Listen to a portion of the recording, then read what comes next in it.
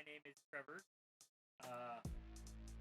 My online persona. Most of any of my stuff is Wilson Crom. Old. Leave it at that. You're not that old. Hey, I actually, my birthday's next week. Yeah. Older. I mean, you just gotta change the way you look at that. I say that, but in all reality, I don't really give a shit.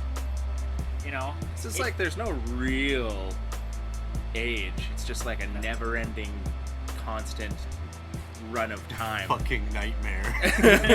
We're just tricked by the fact that the sun goes away. Yeah, and then it comes back. Go to sleep. Wake up feeling just as fucking tired as I was yesterday. But also, this is called Burnout Paradise Yes, podcast. yeah. So if you're listening to this will probably be the first lost episode. We'll get the jitters out. Yeah, oh yeah, for sure. And then Yeah. we'll have video and come back with all that hot stuff and release this when we're at a comfortable place. You know, I was thinking though, like, I personally don't think that every single thing that we do needs to have video. Stuff like this, like when we're just sitting around chatting, I really don't think we need video for it. You know, if we're doing just kind of like a structured podcast episode type thing, I personally don't think video is necessary. I don't think people want to see my mug that much. I don't. I do. Oh. Yeah, I don't. You already do, Dustin. I'm sitting right beside you. I don't disagree. Yeah. I like dressing the set and making it. Okay. If we ever do, we can always have it be like a radio show. Yo. We're not gonna do visual bits on a podcast. Yeah. Yeah, you know what, to be completely honest with you, if you need any sort of, like, nerdy decoration, I've got a lot. Oh, we could definitely make use of that. Oh, man. Okay, so one of my favorite artists, his name's Clayton Crane, he just did a cover for the first, I have to show you this. I have to show it to you, because it's just beautiful. It is the greatest. It is a cover for Hulk #1, the new run of the Hulk by Donny Cates. Where is this mouse? It doesn't work at that range. You got to get closer. Well, It's jacked up. I don't know. oh, hello. There we go. Oh, this thing has awful range. It does. I Yeah. might actually have to invest in a new one because this is gonna tilt me the fuck out. But yeah. Anyways. No visual bits. But first thing we're gonna look at is a comic book cover on the audio podcast. Let's go. Let's fucking go. I like how the common searches in the taskbar, the fifth one down is OnlyFans What? before Spotify. What? Nice. Let's go. Was that? No, I haven't used this to search for anything. So I was trying to come up with a concept for a website to rip off OnlyFans and still not be copywriting them. Okay. And it's called Just Fans. Okay. All right. It's Just Fans. Just fans. Just fans. And you have to subscribe before you get to see what you're buying. Okay. And when think you this get there, exists. it's Just Fans. I think this exists. Yeah, I don't know. I haven't seen it. I'm having a complete moment here. Yes. Oh, fuck, man. We're gonna have to cut some stuff out. Like I don't know if this can be completely just like. So when we have moments where we go completely off the rails, let's fucking have a brief. Oh, it's pause. off rip. I mean, I guess somebody made an OnlyFans that is Just Fans. Okay. So he's called Just Fans. The guy has fans. Sorry. I'm sorry. I know this is like a visual thing. That's all right. but, No, we're getting to our art critic mode. We're gonna describe it viscerally for the fans. Get out of here. This. All right. So for anybody who might happen to listen to this, it's the Hulk, and he is a big veiny Hulk. Like, this is a detailed. Who drew this one? Clayton Crane. Clayton Crane's Hulk. And the Hulk is so large that he's crushing the world beneath his hands. Hands squarely through Canada and South America there. And yeah, he's causing the whole thing to crumble beneath the force of his palms. Unironically not destroying the USA. Yes. not destroying the USA. Well, there's a big rift going right down the tectonic I was just about plate. to say, there's like a gigantic like fissure heading straight down like Canada. Yeah, and he's basically removed Texas and most of the southern states. He is more muscular defined than he's not a bulky Hulk. He's a ripped Hulk. Oh yeah, he's still got a swimmer's bod, like those shoulders. He's a swimmer's bod. Extra prominent bowl cut as well. Actually, that actually is like an uncontrolled bowl cut. Wow, that's incredible. It is a Dumb and Dumber bowl ripped. cut. His face is so ripped. Whoa! Can you like zoom in? You did. On his, how do we? Oh. Look at that guy. That is a Lloyd Christmas bowl cut. Yo, it is. I love it. The attempt at like some saliva there. Yeah, oh yeah, right. Yeah, there's a lot of detail in that. That the neck muscles and tendons are insane. I love his art. He's got some really good stuff. Oh, even this, like the Maestro cover. Yeah, Maestro cover. This one right here is like my absolute. I have this comic. My absolute favorite. Venom with the Infinity Gauntlet. Yeah, so good, man. So there's a comic book series where Venom eventually gains the power of the Infinity Stones with the Gauntlet. No. So what? Or is that fan? Is that entirely like fan? Yeah. made? So in the realm of comics, there's what are called variant covers. It's where like an artist might go to Marvel or something, or Marvel might go to them and be like, "Hey, we want you to do a cover," or a comic book shop might there's a comic book shop in the States, Unknown Comics. They work with a guy called his name's Tyler Kirkham. He did a lot of Venom covers. Unknown Comics might go to Marvel and say, "Hey, we want to do X amount of covers in your Venom run," and then they'll go to an artist and be like, "Hey, we'll do this and we'll pay you X amount of dollars. You can sign, get stuff graded," and then they get a cut of that. So, comic book art is I don't know. There's so many different covers, so many different variations, Well, especially by now. I mean, oh yeah, it's wild. Comic books and their popularity seem to just constantly go up and down. Yeah. When it's popular, it seems to be at the front of pop culture for a brief little pocket of time, and then it dips right down. But I think that's any sort of collectibles, because even if you look at things like Pokemon cards, even retro video games and stuff like that, the interest in them fluctuates quite a bit. I remember this is actually going back. Man, this is an absolutely just unhinged fucking interview. We're just fucking chatting. There's no structure. That's fine. Let it rip. Fucking let her buck. Back when do your prompts game, because you had questions. I did. Yeah, I We'll make a game out of it. Yeah. You'll host it. Yeah, actually we can. We'll just do fucking 20 questions and just easy stuff. Oh, we'll just get the jitters out and call this the warm-up interview. Oh yeah, for sure, absolutely. I definitely want to. If that kicks in the recording, we have a heater. It's Canada. It's not the coldest day, but the heater is on the lowest setting. Yeah, but it is cold. It is. That is pretty chilly. So this is actually back to the point of collectibles and video games and stuff like that.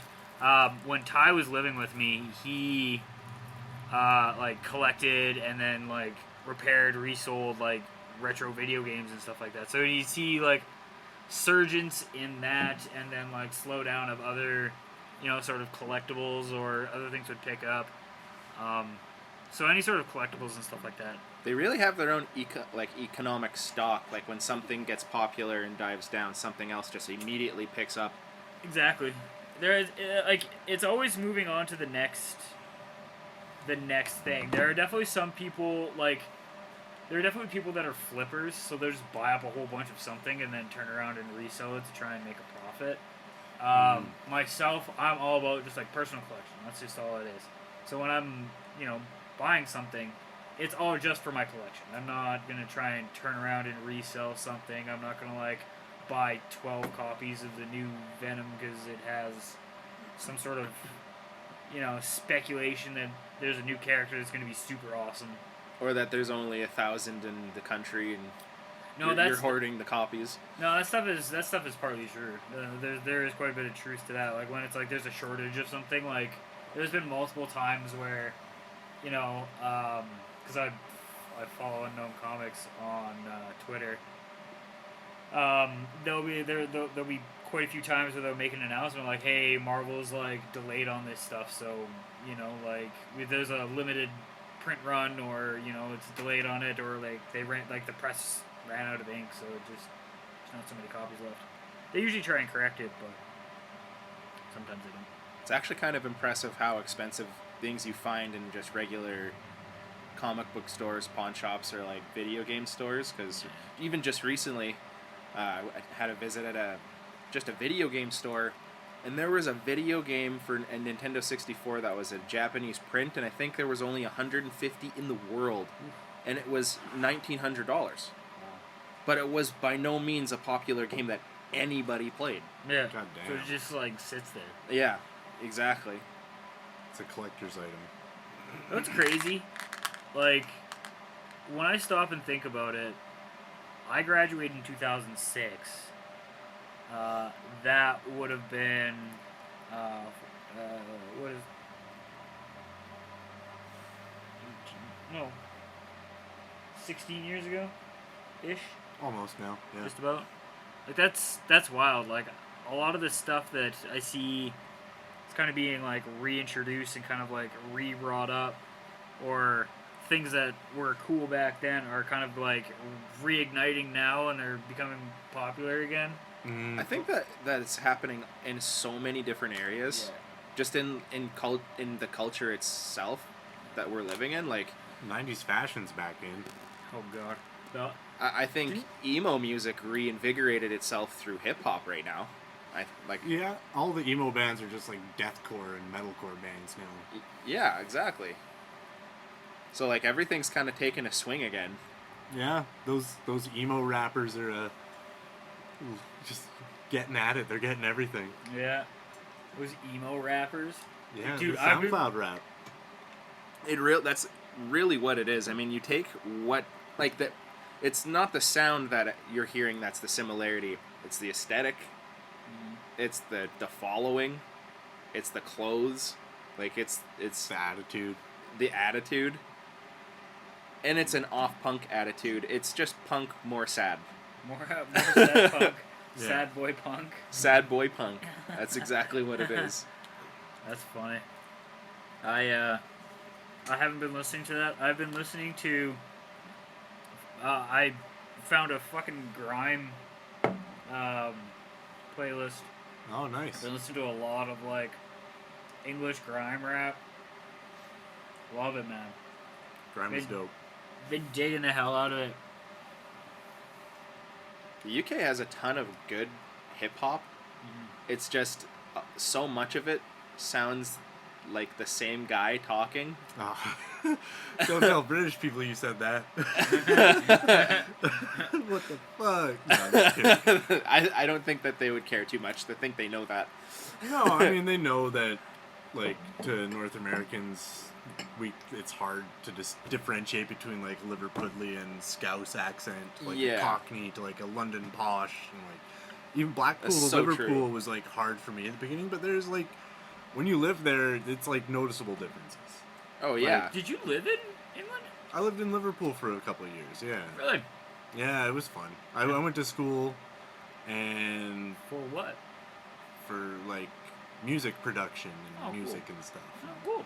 Yeah. Like the music production school, right?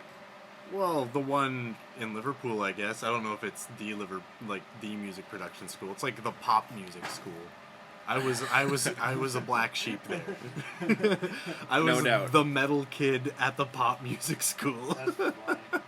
I got like 46% on my midterm project because I wrote a commercial Christmas song, but I did it death metal, and my teacher fucking hated it. That's so dope. Yeah. And wait, so you were graded poorly on that, or Yeah, but it's like UK grading, so like 46% is like barely passing. Oh. So it was okay. Like my class loved my song. Like all my friends dug it. I made it onto like a Christmas metal album. You knew that. Yeah. And I do remember that. I didn't know that. I actually think that's still on SoundCloud somewhere. I think it's on SoundCloud. I think it's probably on YouTube somewhere. Some people have uploaded like that album. Yeah, like I tried to find. I think it was called the Gentleman. What was it? The Gentleman's Club. The Gentleman's Club is dead, I think. Yeah, but it's still for sure on SoundCloud. I think it's actually attached to your profile. And it's not Gentleman. It's DJENTLE men. Mm-hmm. So gent, like it's onomatopoeic for the polyrhythmic style of guitar that's prevalent in that. It's a technique more than anything. Okay. But yeah, there used to be like a website dedicated to that style of music. Interesting. And yeah, it was Morse a fun code place. polyrhythms. Morse code. Yeah, just awesome math metal. It's, Math metal. yeah, it's super sick. Like, I don't know, progenitors of the style are like Meshuggah and Gojira. Even like, Okay. and then the more popular bands you might have heard of are like Animals as Leaders or Periphery. They've been really popular. So I've heard of Gojira. yeah, they're a progenitor. They're not actually like gent, but they're like an inspiration for the style. Okay. Yeah, Gojira's sick. They're very good. The Duplanche brothers are like godlike. They're the drummer and guitar player, I believe. One of the guitar players, the heaviest music. Really? Oh, if ever there was a band that made you feel helpless in the middle of the ocean, it's fucking Gojira. Oh fuck, they're so heavy. That's funny. And they're originally from France. Yeah, they're French. Yeah, so they're a European metal band.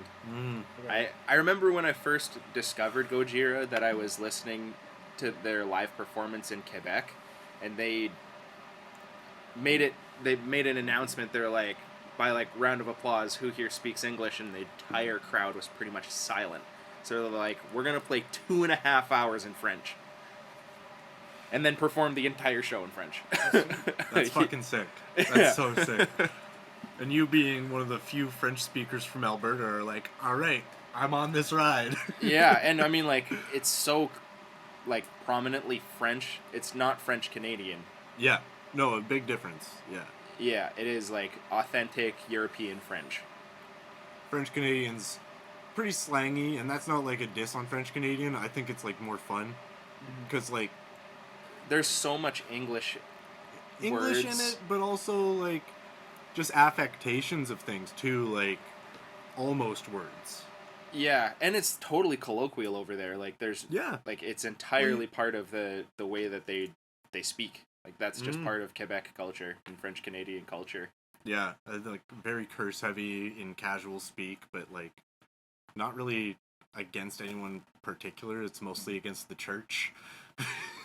Yeah, that's actually true. Yeah, Yeah. because I mean, like the tabernacle is the pinnacle of bad curse words in French Canadian French.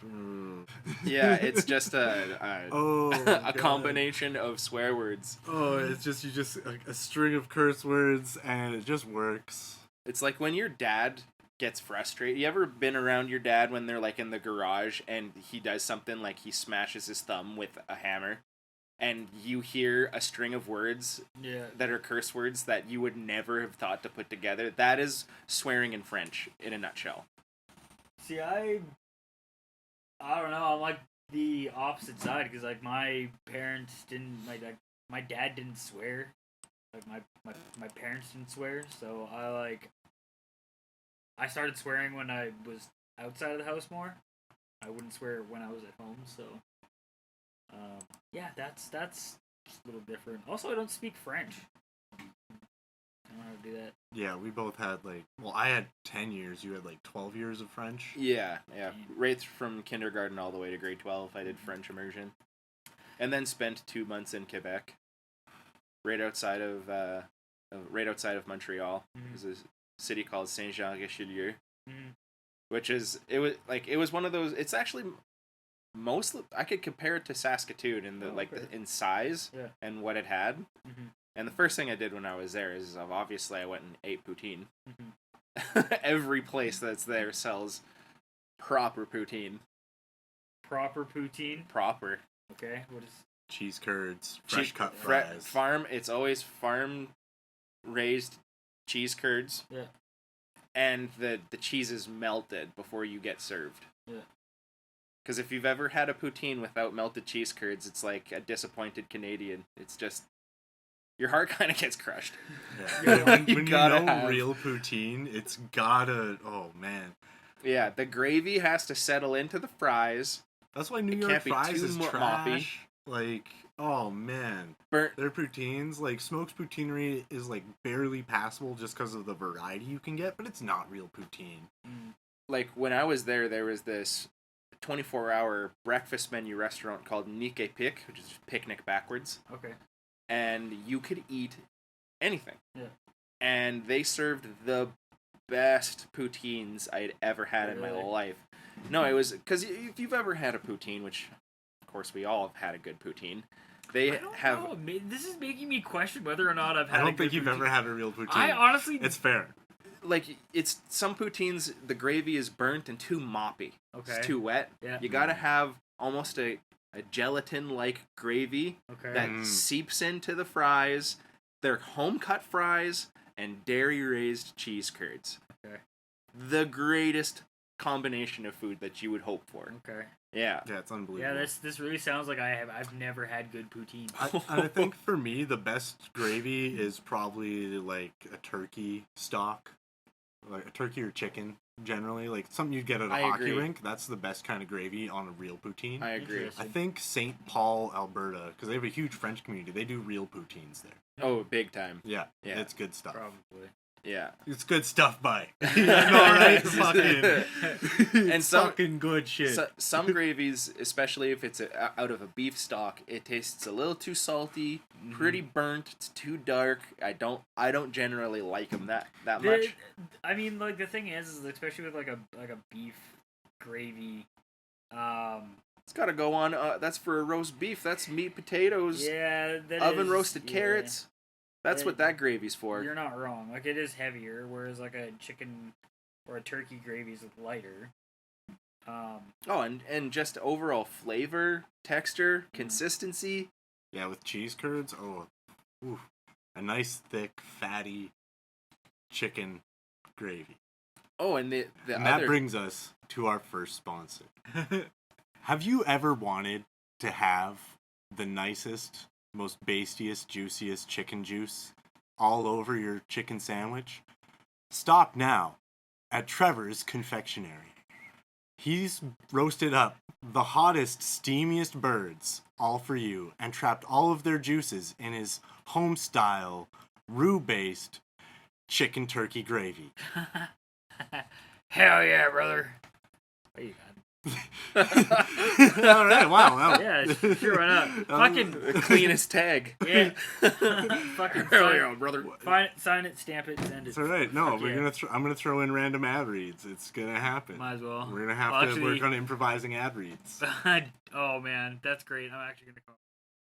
I need to grab one of my alcoholic beverages. Yes, there. and also we'll both pull up your notes, and I had the couple things that I made notes to talk about. No. And I'm flying off.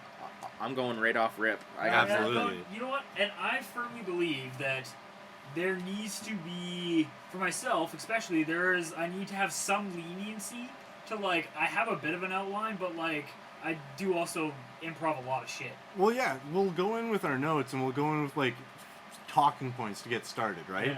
Yeah. And then we just kind of freewheel it until we want to hit the next talking point, so we don't run out of things to talk about. Yeah, I think that's a good way. I to only had 2 transition things to talk about. Critique. Sure, I'll have one. Ooh, very nice. Very cool. Yeah. Very Bottom. nice. The bottom is probably gonna be the coldest. I'm just gonna do a light Very beer. ginger. Very Very ginger. Gingerly. Yeah. I had only like a couple things that I wanted to bring up. Okay. But what did you? Should we go through Trevor's game show. And now My for a game- moment my from game our show? Your sponsor. notes game show. I don't know. You said you had questions for Oh, everybody. no. So I do have a few questions for people. You know, like one of them was obviously your schooling. Like I didn't know what sort of schooling you had, where you went. Any Oh of that yeah, kind of I'm stuff. always weird talking about that stuff because like I didn't really graduate because I failed music theory.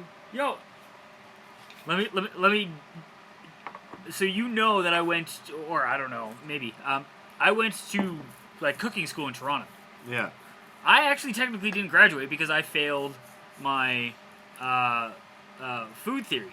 And the reason why I failed my food theory is boil because water properly? Dude, no, I never knew. no, That's like this the is- same thing. What? it's food theory was that class where it's just like, okay, you know, like why is, oh man, I don't even know. It was just like a dumb class where it's like they needed to take and throw all of this semi-useless information into a class because you kind of need it, like, you know, form a place setting. Like when you're doing a full, like, however many course meal, it's like you do stuff in this stages. You know, I had to do a fucking group essay on why leafy vegetables are green, and I failed it because the one donut of my fucking my team member didn't do anything and didn't tell it, like kept telling us he was doing it until like literally the day before, and the teacher's like, it's really unfortunate, but this is part of it, so you fail it. I was like, that's really fucking stupid. Really stupid. But So- yeah, wow. I didn't graduate cooking school. I'll save the story for how I failed music theory for another time. Hell yeah. You know what? I have to admit, I'm surprised. I 'Cause actually. it all boiled down to one day, and it Oh, was really? oh boy, it's that one's a long story. That's- Okay, well, yeah. that'll be a story for another time. It boils down to actually like 3 days. Oh. Well, And, we yeah. gotta save some stuff for later. Yeah, it's fucking. Gotta get that content. When was the first time you played D&D? First D&D experience. How'd you get into Frick. it? I was like, God, holy shit! I don't even know. This is forever ago for me. I was like grade 10 in high school, maybe. I was like 15. Or I might have been grade 9. I don't know if I played when I was still at Holy Rosary. It's crazy. I don't actually remember like what age I was when I first went to high school. I don't remember that shit. I think I was like 15 when I played. I played with my sister and her friends. We had one of like easy start modules where we just got a character and played through a dungeon, and it was awesome. We played through it. Her friend John, I think his name was, like, he DM'd. And- They were brothers, Yeah, John and Sean. John and Sean. Yeah, Sean is a legend. I was never really close with John. God, it gets confusing, but Yo, that I is. was always familiar. Like, Sean was always my boy. He was a really quiet, like, super underspoken dude, but he was the most creative DM when he would, like, dungeon master, and that's when his personality came out. But like in high school, any social event, like, he would just quietly get drunk and disappear. he was not a very socially apt guy, but like fucking amazing dungeon master, and good just like guy to play video games with. He was so Yeah. chill. He's part of the reason, like, because like Dustin and I always used to play video games when we were really young. Yeah, like we go almost all the way back to Yeah, like forever. We were yeah, friends 20 forever. plus years. Mhm. Yeah. Damn. And like we'd always be gaming or like making snow forts and shit. And, Oh yeah. Making snowboards and shit. That's yeah. Oh yeah. And when I changed high schools, like over to the comprehensive one from the Catholic one, Yeah. I fucking didn't know anybody who gamed there. And then, but my sister had like her friend John, and her younger brother Sean was a gamer, so I was just like, we're friends. Yeah. And they all got me into Dungeons and Dragons. That's sweet.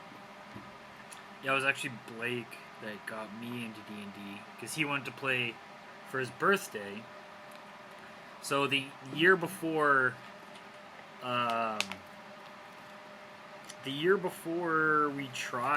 we actually played, we tried to play. So like Blake, Mike, Bronson, Tim, myself, I don't know who else, but we tried to play where we like went out and got a starter kit, but it wasn't like a pre-made starter kit. It was like it had your sheet, and then it had like kind of like an adventure, but it didn't have characters. So we just didn't make our characters for So you didn't get a beginner adventure. No. Yeah. Okay. So we sat down to play, and we started to like make our characters. We had no idea what we were doing. I think we only had one like player's handbook, so we didn't end up like playing. And then I think the following year is when you DM'd for us, and that's when Blake, you were like, "Hey, make your characters beforehand." We're like, "Oh yeah, that's probably a good idea." Yeah, that's a big help when like shit's done. Yeah.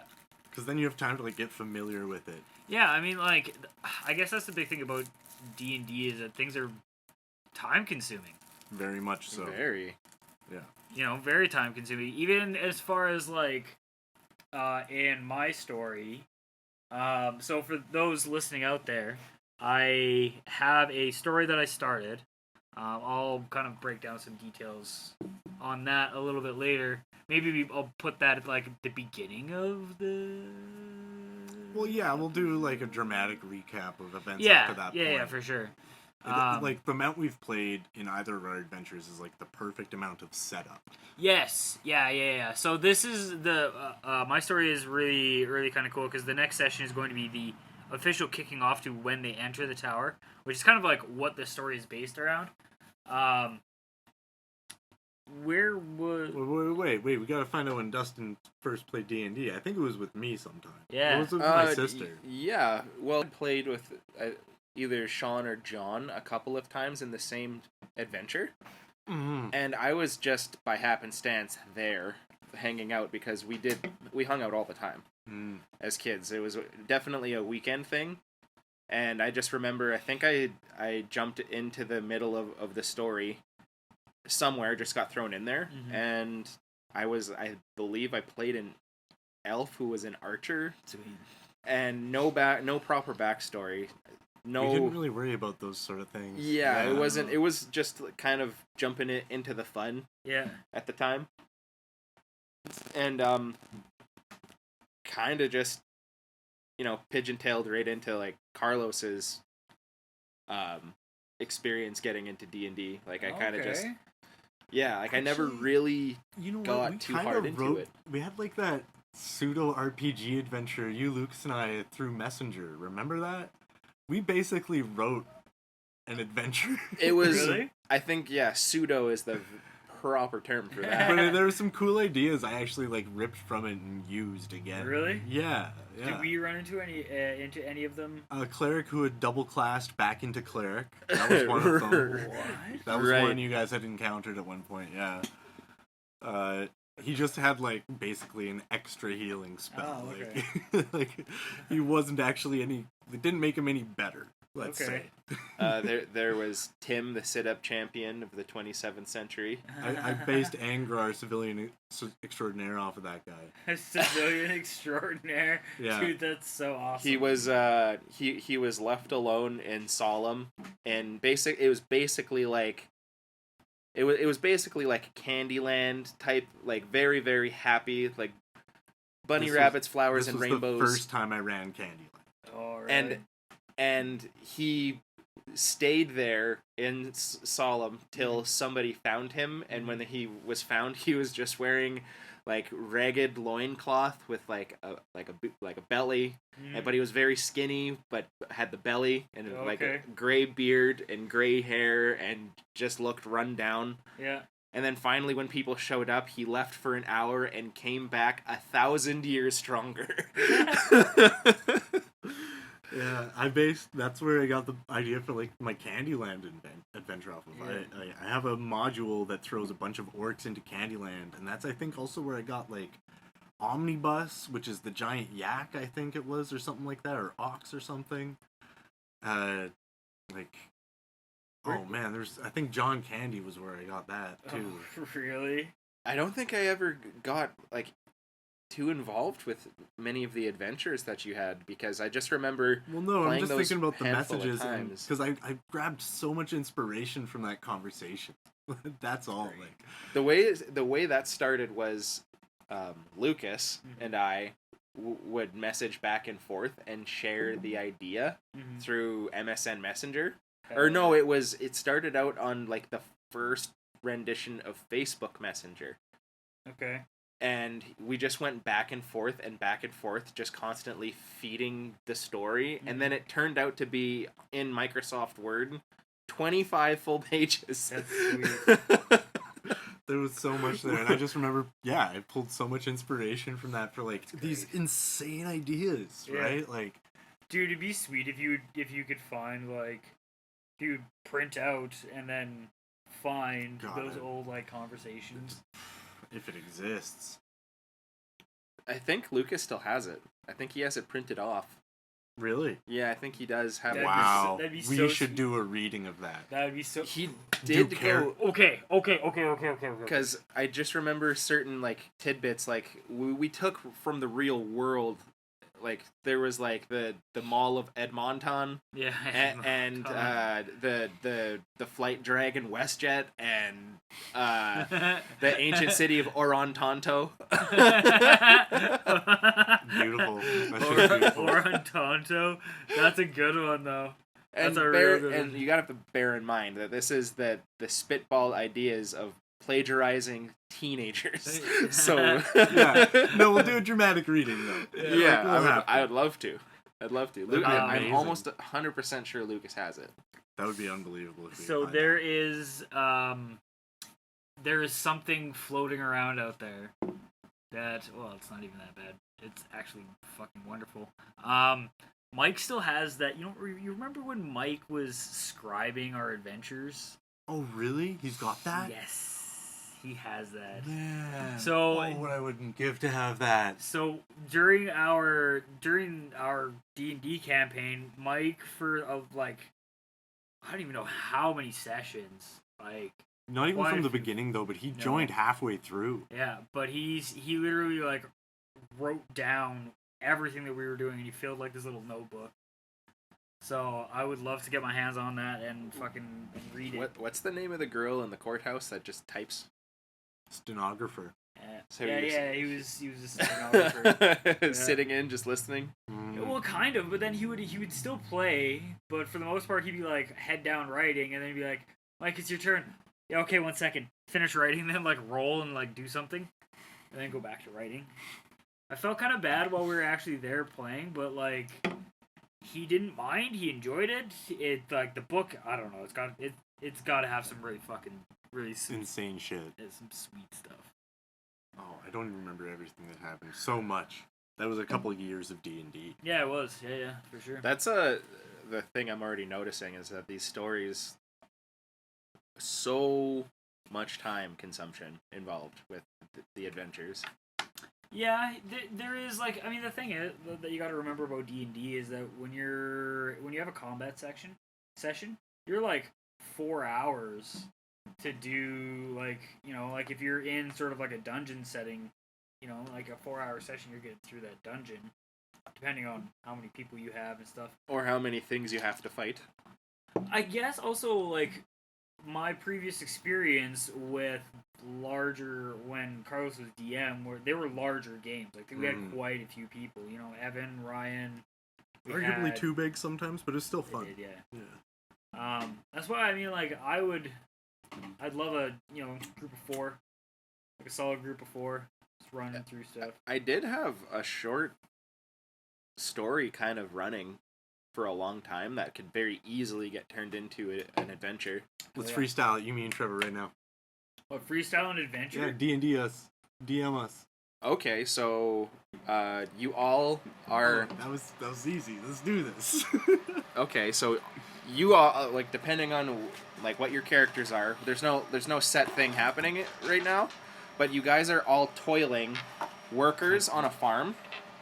Okay, so you are hired by a farmer, and you guys work on the farm, live on the farm, stay in the barn, basically you're just at the whim of, like, they feed you, they clothe you, they give you shelter, so long as you toil. Okay. I am Thro Grobalok, Orc Warrior. Fighter class.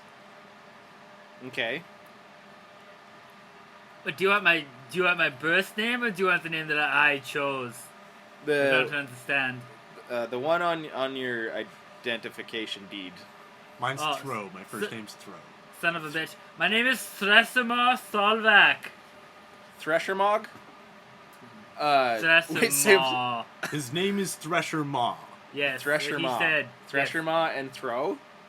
Okay, so you guys work for a, like I said, you work for a farmer who just needs a hand. He has a son who was fostered into their care as a baby. He was abandoned. Foster system. It sucks. He was abandoned. Yeah. It was a baby in a cradle floating down a river type situation. What's his That's, name? that's incredible.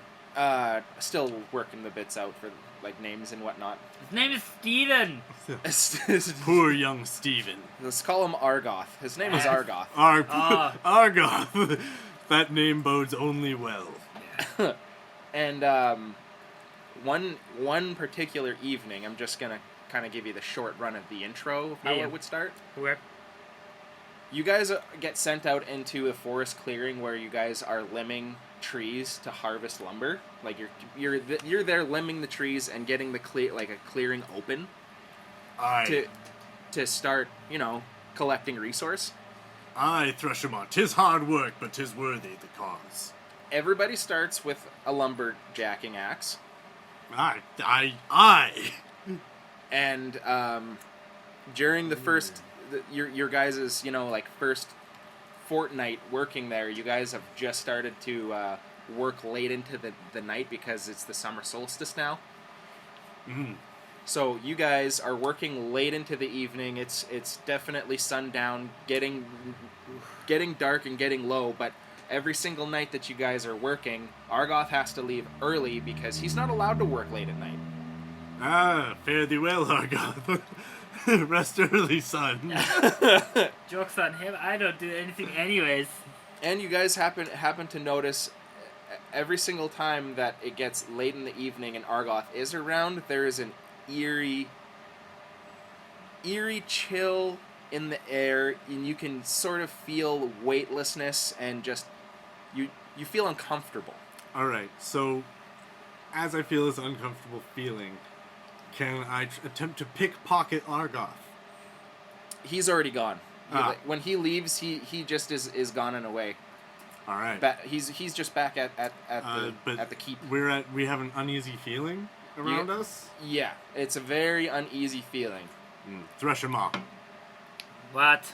I sense an odd air about us. Mysterious things stir.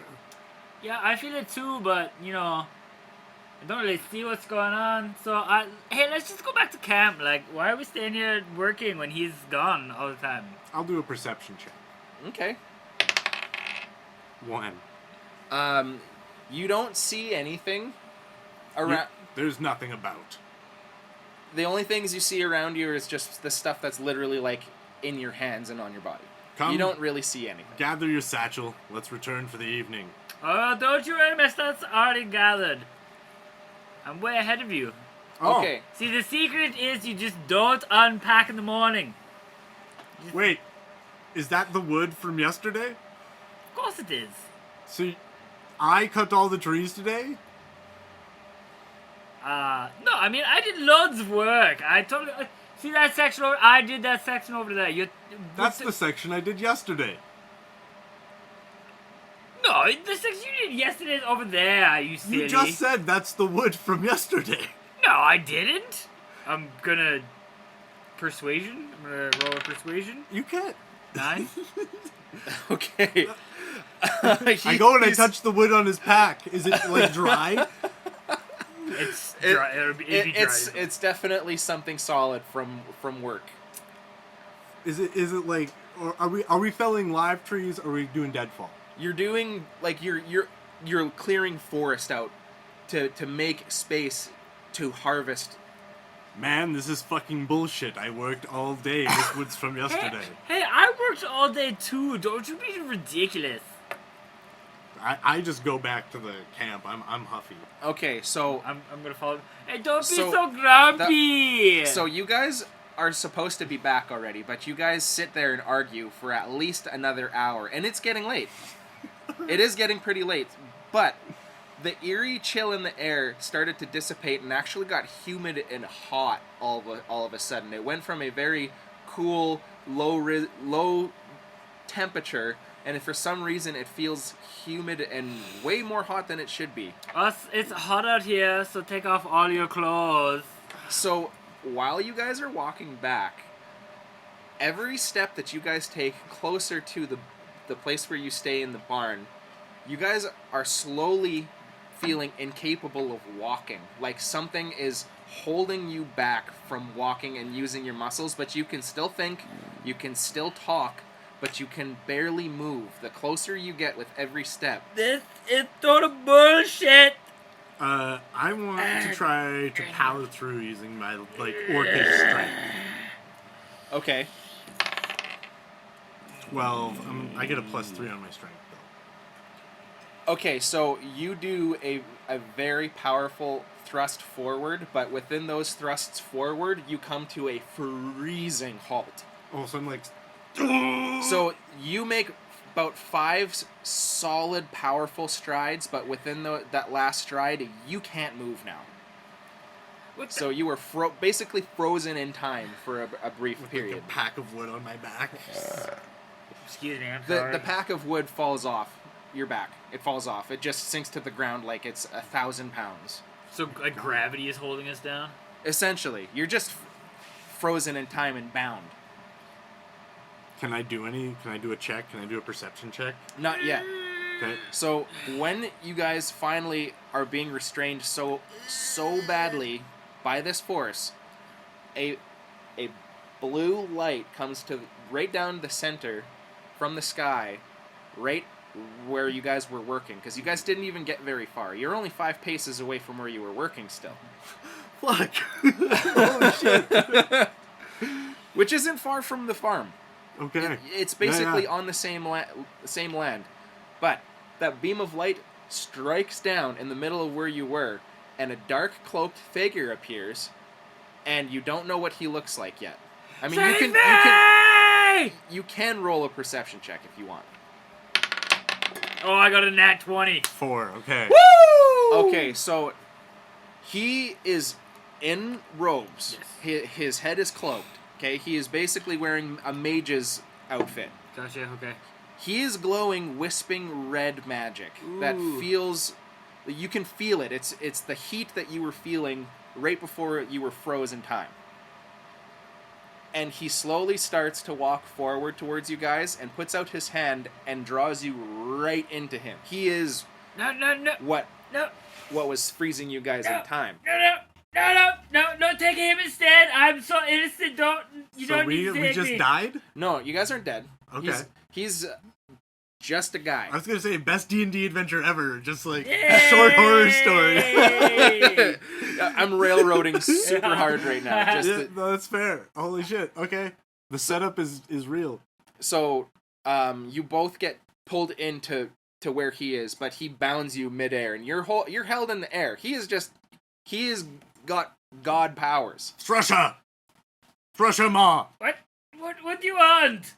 What is happening? I have no idea. Why are you asking me? You seem like magical or something. What are you talking about? I have no idea. Alright. I like to sing songs and tell stories. Orcish strength! Okay, so you start to break free from his... I shit my pants. What'd you roll? I had an 18. Plus... Well, I just was rolling to see if I shit my pants. Okay, so both of you seem to shake his strength pretty good. Okay, you guys are no longer being bound in the air. Okay, Didn't expect me to shit my pants, did you? I bet not. it surprises him too.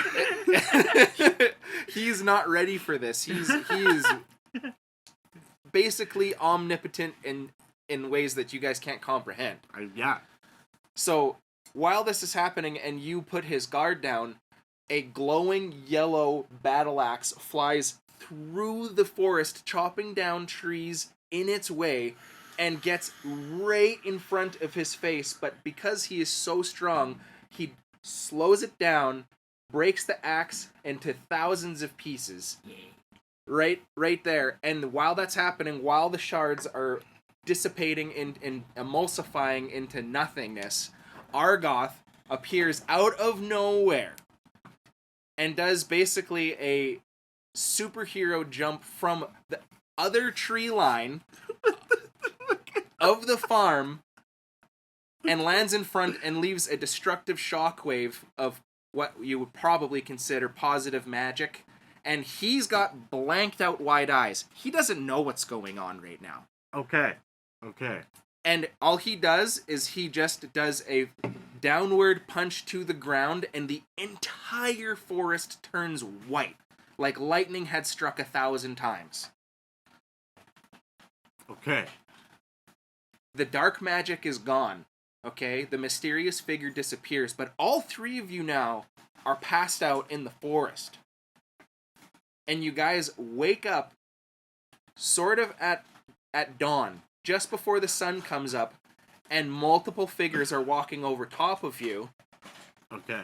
And they just kind of wave their hand over top of you, and they just put you back to sleep. Okay. Wow. Cliffhanger. Yeah. All right. Cliffhanger! All right. Okay. Holy I shit. like that opener. All right. Argoth. Dude, okay, it almost... is he like some sort of guardian of the forest or something along those lines? He's, okay, so... Forest. Yeah, that was the only thing that I was wondering, because it's like, he hits the ground, wouldn't, like, is he like sucking the life out of the forest? Is that why it turns white? No. Like a lightning struck at that. No. Bright flash, right? It's non-destructive to living things, but it Wait, eviscerates darkness. if we just kept working, would we have avoided the Lich God thing? Well, because he might have just killed you guys if you guys didn't shake his focus with a big shit. Yo, A big shit and being strong. Thrasher's He wasn't advice ready. for survival. Shit yourself, it will throw them off guard. You can change your pants later. Don't worry about it. That's true. Okay, But- you guys just keep talking. But essentially, basically his, like, Argoth's story, I don't want to reveal too much if we turn this into, like, a real thing, but you guys can know. It's okay. I feel like you could have stretched out the amount of information you gave us into a good introductory session.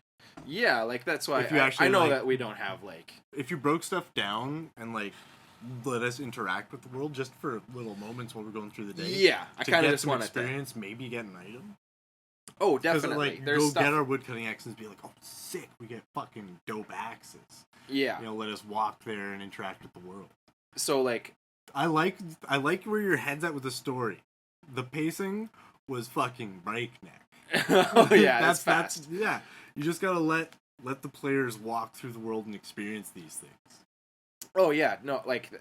I think you could. That would be a sick story to delve into. Then the very next section is really important because it plays into, like, Argoth is kind of like a hero NPC. He doesn't actually, like, he's like the hero main character with you guys. He gets to help you. So he's the main character. He's like the One Punch Man.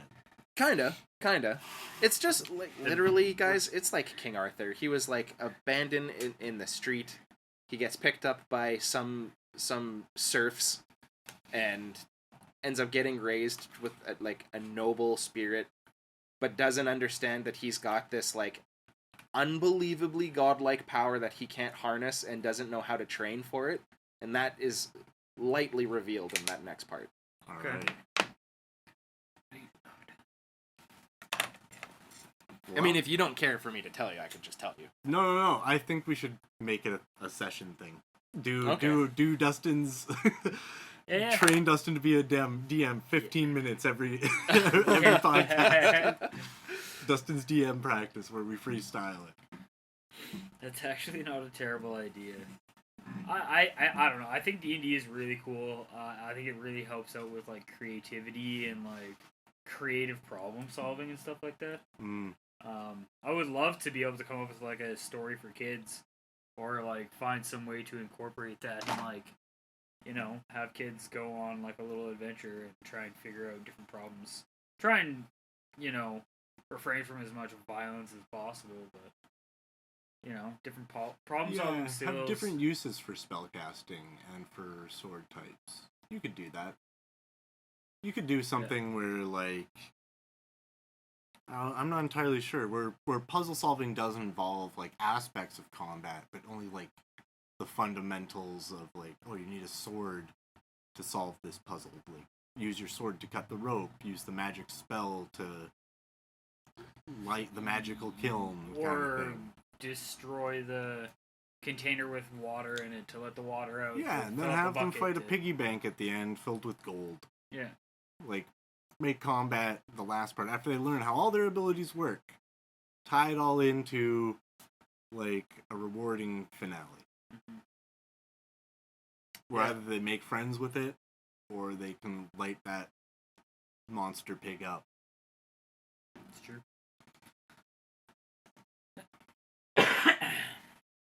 What else did you have on your list? Well, I mean, like, like things like, what are your guys' like personal and professional goals? Like, what's something you guys want to achieve over the course of the next little while? Man, I don't know. I think, I mean, for me, I want to definitely experiment and expand getting production. I want to make some fucking content. Yeah. that's all I want to do. I want to do something creative. Yeah. Yeah. I want to learn more and practice more of like voice acting. I think that's probably something I should stop doing this. But... That also is something I've wanted to get into, is do voice acting. That's why we need to do commercial reads on our show, even fake ones, and just whip it out. Just like actually come up with like a script. Okay. Come up with a product. Come with a brand name. Product?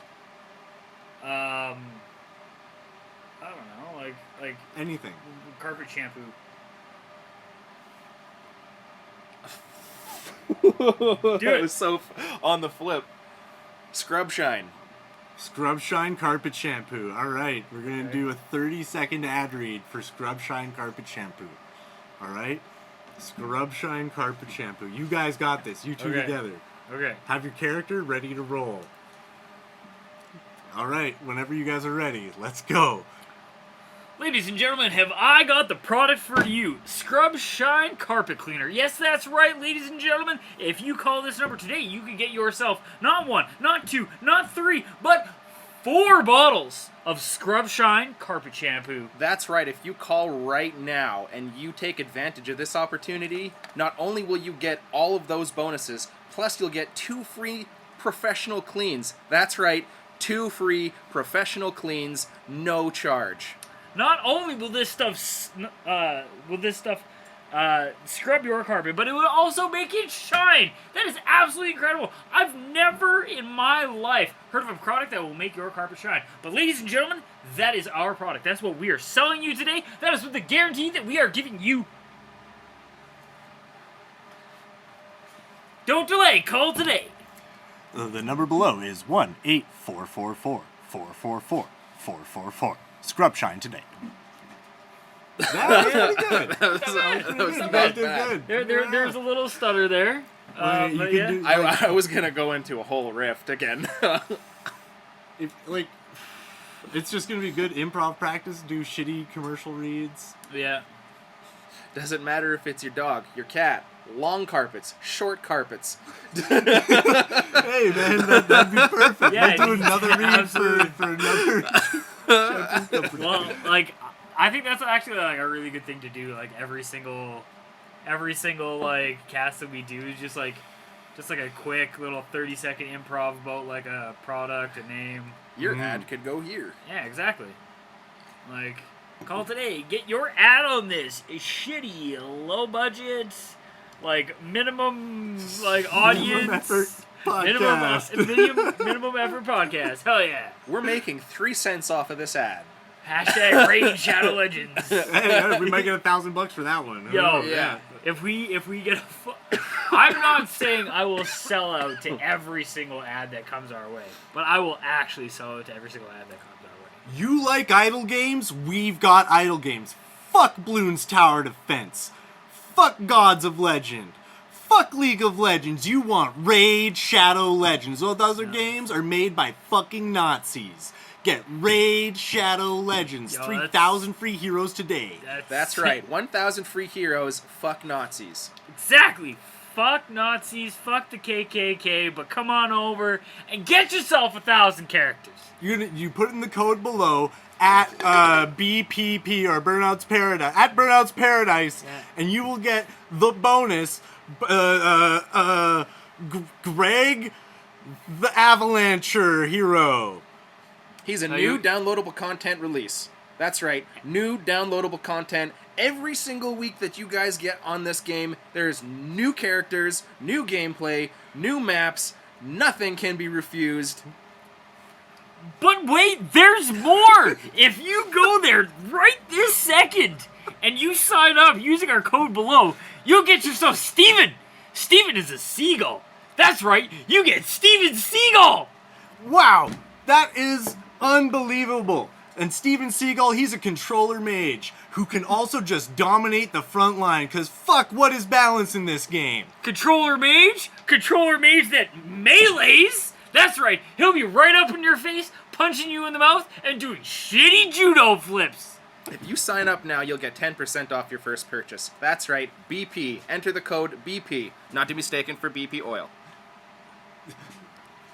This ad is not sponsored by Raid Shadow Legends. No. Absolutely not. Every single thing that we have said to you, if you believe it, damn, that's not true. That's not true though. Yeah, that's not on us at this point. Yeah, exactly. Like, not at all.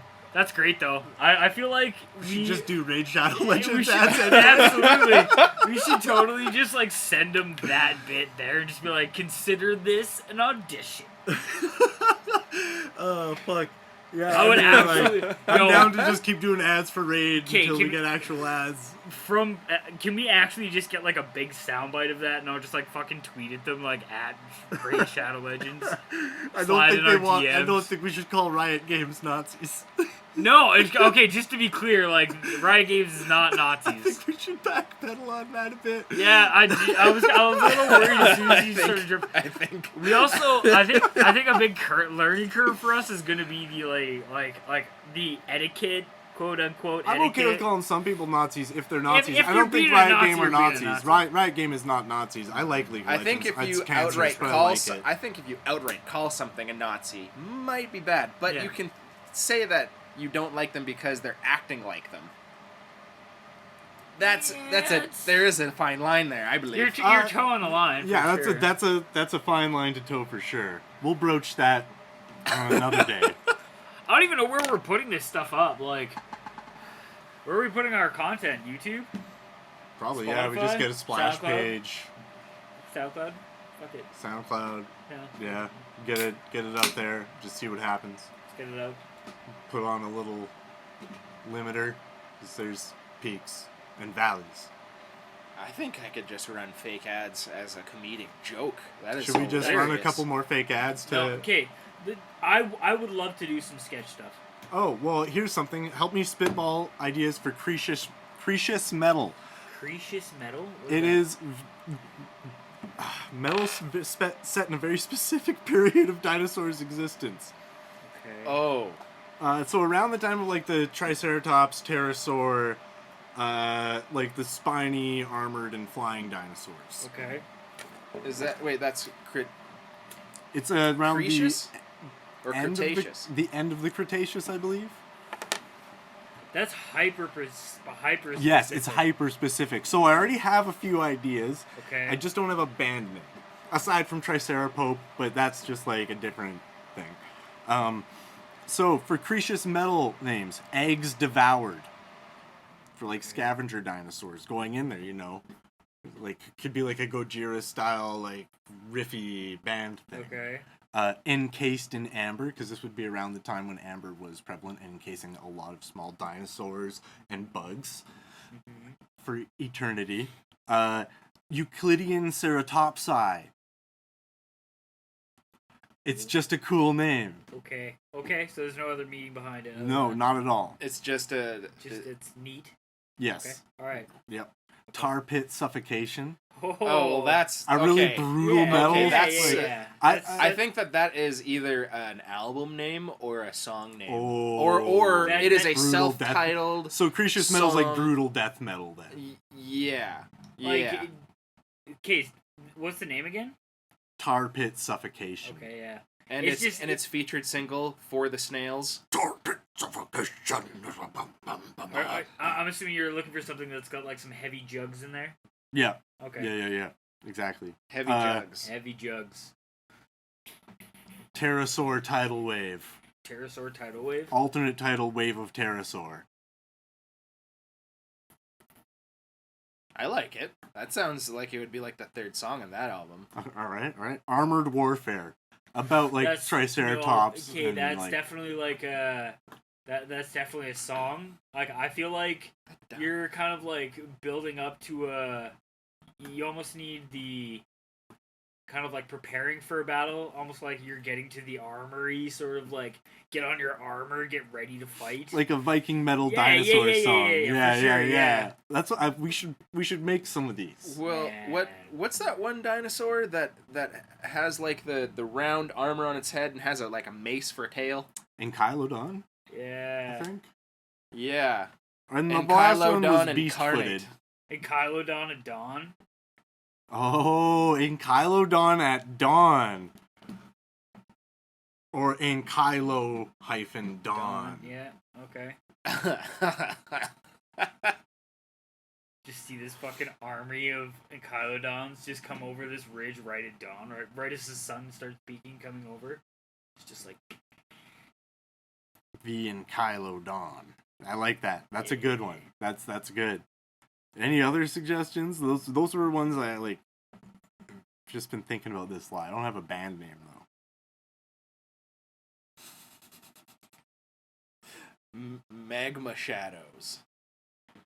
So stupid. We'll When it workshop came out of my We mouth, can workshop it. the It's second in the it right left- vein.